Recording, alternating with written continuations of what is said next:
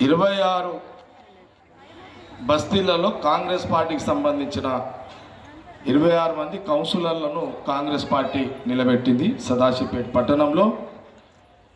వాళ్ళందరూ కూడా అభ్యర్థులందరూ కూడా మీ అందరు కూడా తెలుసు, ఊరేగింపులుగా వచ్చారు.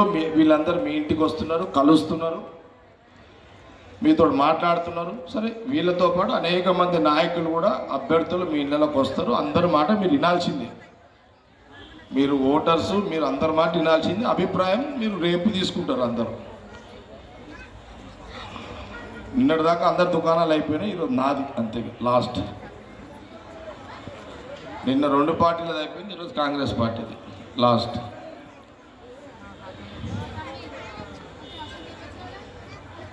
పోయినసారి ఒక చిన్న అనుభవం చెప్తాను మీకు.